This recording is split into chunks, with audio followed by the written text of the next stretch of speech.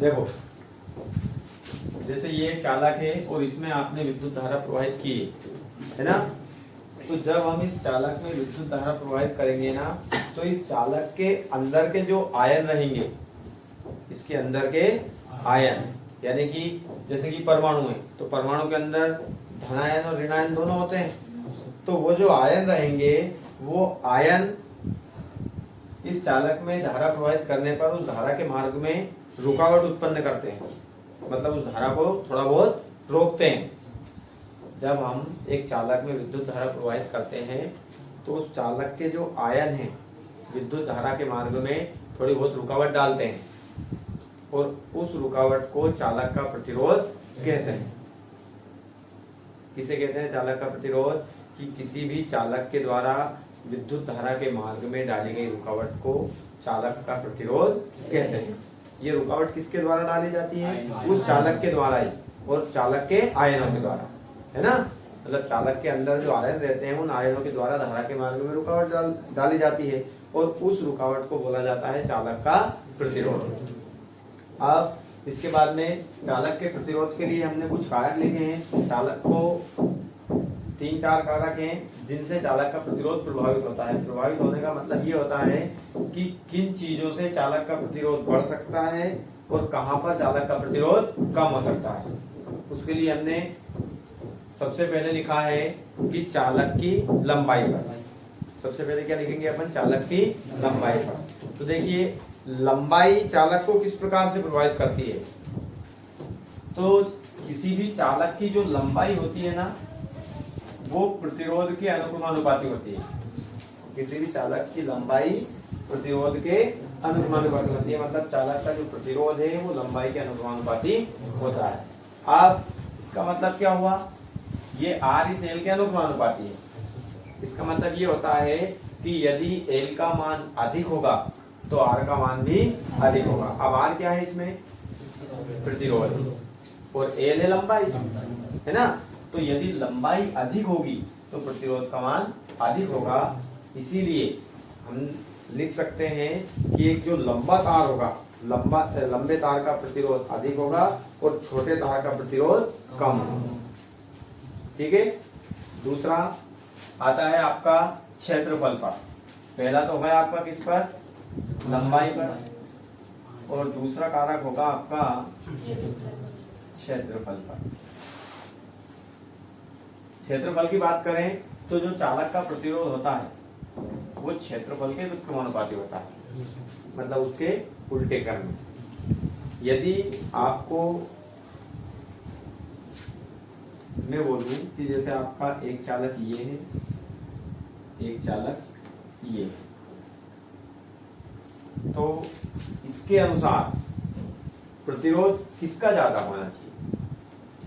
ये जो हमने लिखा है R व्युत्क्रमानुपाती बनापान है, इसका मतलब क्या होता है कि प्रतिरोध क्षेत्रफल के व्युत्क्रमानुपाती होता है। क्षेत्रफल के व्युत्क्रमानुपाती होने का मतलब ये है कि क्षेत्रफल ज्यादा होगा तो प्रतिरोध कम होगा, और क्षेत्रफल कम होगा तो प्रतिरोध ज्यादा होगा। आपके सामने मैंने 2 चालक बनाए, एक छोटा है एक बड़ा है, तो इसमें प्रतिरोध किसमें ज्यादा होना चाहिए? छोटे वाले में प्रतिरोध ज्यादा होगा और बड़े वाले में प्रतिरोध कम होगा। ठीक है ना। इस प्रकार एक चालक का प्रतिरोध क्षेत्रफल के व्युत्क्रमानुपाती होता है। फिर अगला पॉइंट आता है आपका पदार्थ की प्रकृति पर। देखिए चालक जो होते हैं वो सभी धातुएं होती है, सभी जो धातुएं होती है वो क्या होती है? विद्युत की चालक होती है, लेकिन सभी में मुक्त इलेक्ट्रॉनों की संख्या अपन बराबर नहीं मान सकते हैं, किसी में ज्यादा है किसी में कम रहती है।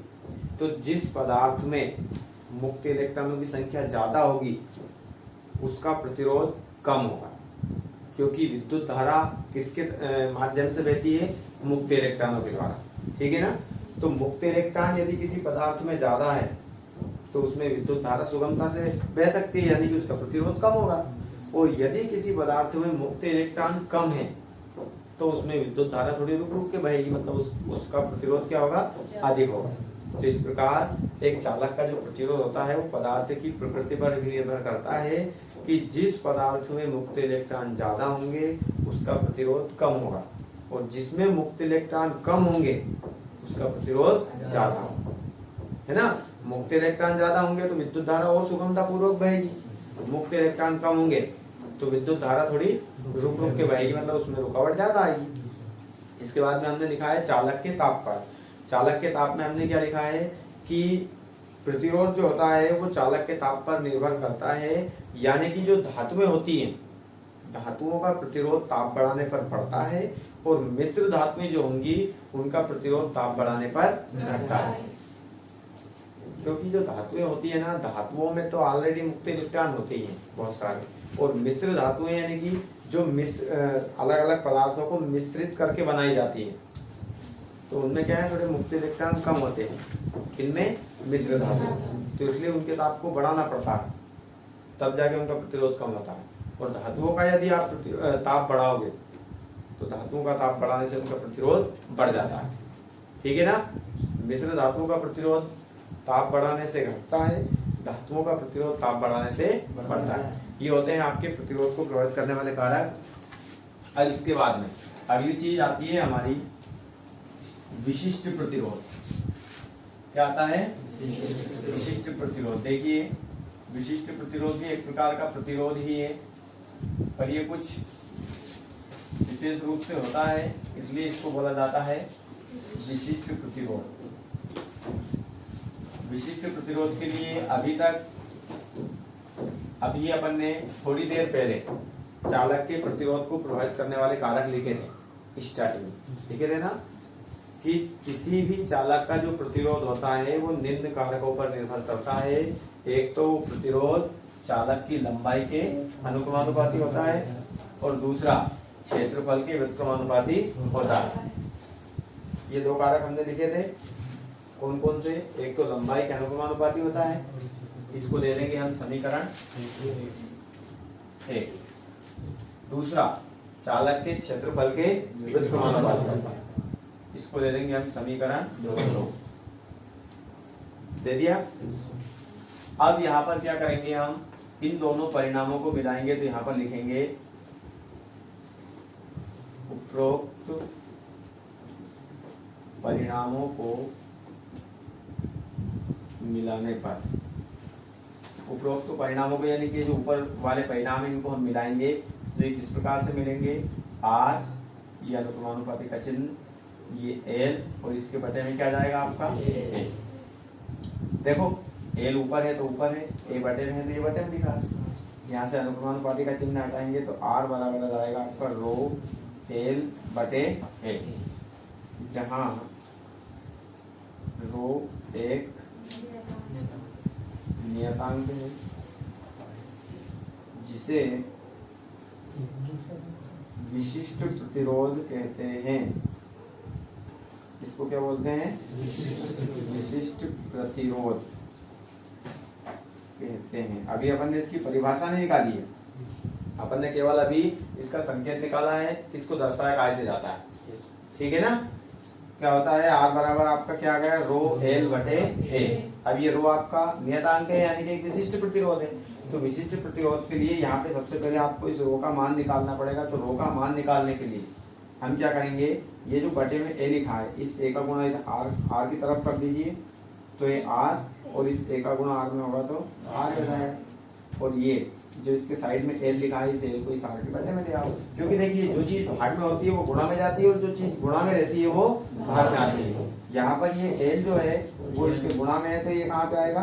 भाग में, और ये भाग में था तो ये कहाँ पे चला गया? बराबर पे क्या बच जाएगा आपका? ये विशिष्ट प्रतिरोध का सूत्र है आपका। आप यहां से देखिए, इसकी परिभाषा निकालने के लिए हम क्या करेंगे, यदि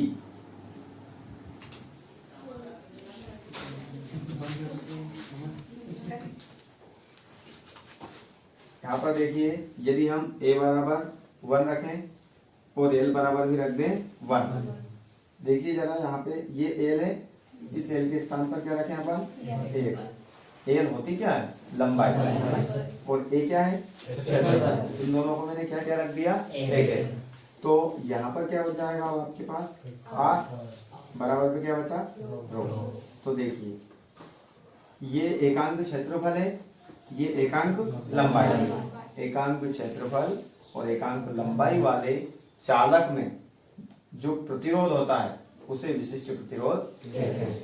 इनके नाम याद होना चाहिए आप लोगों को। ए क्षेत्रफल है, ए लंबाई है, आर प्रतिरोध है ना। एकांक लंबाई और एकांक क्षेत्रफल वाले चालक का जो प्रतिरोध होता है उसे ही विशिष्ट प्रतिरोध कहते हैं। ठीक है, ये विशिष्ट प्रतिरोध की परिभाषा हो जाएगी। ये आपको लिखनी भी है यहाँ पर, मैं बोल दूंगा आप जब उतारोगे तब। अब यहाँ पे फिर देखिए, ये तो अपन ने अभी इसकी परिभाषा निकाली। अब निकालेंगे इसका रो का मात्रक। रो का मात्रक, रो का मात्रक कैसे निकालेंगे? रो बराबर आपने जो सूत्र निकाला है वो ये वाला है ना। यहाँ पर ये आर क्या है, का मात्रक क्या होता है? ओम। कल निकाला था ना अपन ने। इंटू में क्या है? क्षेत्रफल। क्षेत्रफल का मात्रक क्या होता है? मीटर। बटे में क्या है? लंबाई का मात्रक क्या होता है? ये 1 मीटर से 1 मीटर कट जाएगा, यानी कि रो का मात्रक क्या निकल रहा है आपके पास? Ohm into metre. ठीक है, ये विशिष्ट प्रतिरोध होगा। यहाँ पे उतार के ये परिभाषा लिखवा दूंगा मैं आपको। ठीक है।